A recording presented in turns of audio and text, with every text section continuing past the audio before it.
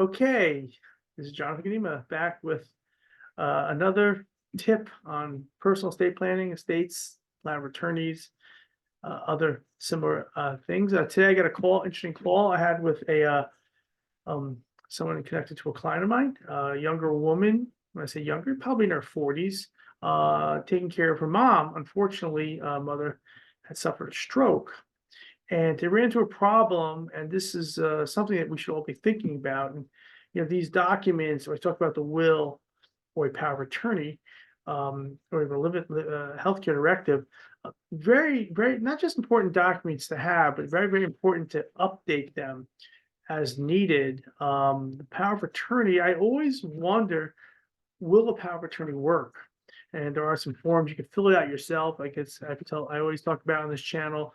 Um, you can get these forms for free, power of attorney for sure, or very inexpensively. You can buy it on LegalZoom or other websites. Um, I'm also offering them for free, but I'm also offering consultations with you if you have questions. In this case, and this is something really important, that's why I just decided let's do a quick blog post about this and put it in my library. This situation, a woman, late 70s, has a stroke. She had given one of her daughters a power of attorney about 10 years ago, and in the meantime, she had moved to New York. Now, I always tell people, you change states, you should have a new will.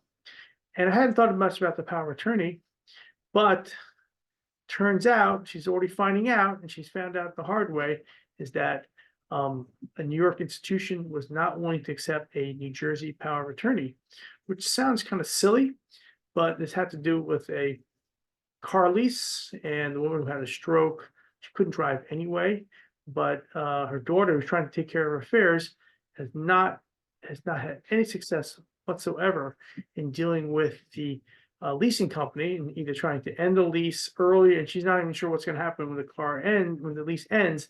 How is she going to turn it? They refuse to deal with her because they do not recognize that power of attorney, and it's a pretty unfortunate situation. Um, and you can imagine, and this could drag on for quite a bit. In fact, at this point, I'm looking for other counsel for her to find to probably go what's called appointed guardian ad litem, which is a technical term. Basically, as it can be applied to children, of course, but it can also apply to adults who have disabilities. And in this case, they tried her several times to have her sign a power of attorney, which is questionable to begin with because her mental state is not quite there. She's in recovery, but not quite recovered. And in any case, she either physically couldn't sign, and once she was getting closer to being able to physically sign, she mentally wouldn't sign. So in any case, the notary. They tried bringing a notary in there to have her sign in front of a notary and two witnesses, and again, even a notary said this is just not going to work. It's not going to fly. Woman in a hospital who's had a stroke is not someone you really want to notarize their signature, which is just scribble. So all this brings us back to planning documents, and I strongly, strongly recommend to have these documents. The more stories I hear, the more I'm concerned, and I have to address this with my mom also. And I really need also for my wife and I, we should each have power of attorneys for each other. Chance of a spouse needing it is a lot less than for an older parent, but you never know. And not, again, it's a free document. You can get it online. It's not that hard to do it, but again, I do, of course, as my role is advising nonprofits and talking to the donors, and now doing more individual just consultations. I do like to see power of attorneys that you're relying upon, and I have to admit that most of them I see are missing something. And again, it's the little things that concern me. For example, when you do a power of attorney, there's a list of questions that you fill out.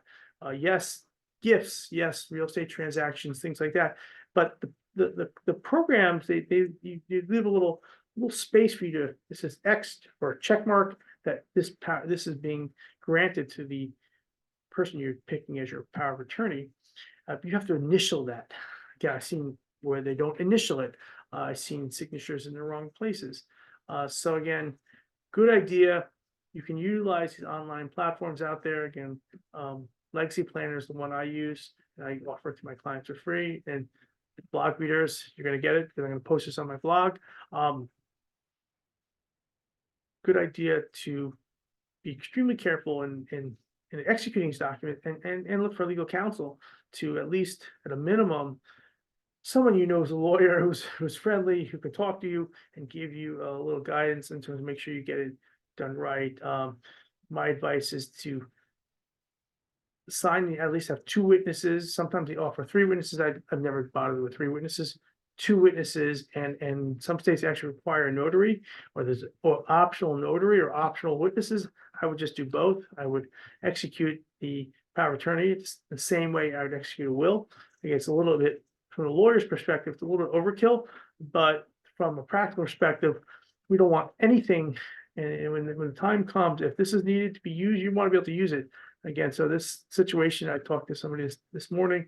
She's gonna likely need to hire an attorney to go to court and prove that her mom is not able to make some decisions for herself, and to get appointed guardian over her, a guardian ad litem, and then be able to, hopefully from that role, the leasing company and the banks involved will deal with her in terms of that and other financial issues that may come up.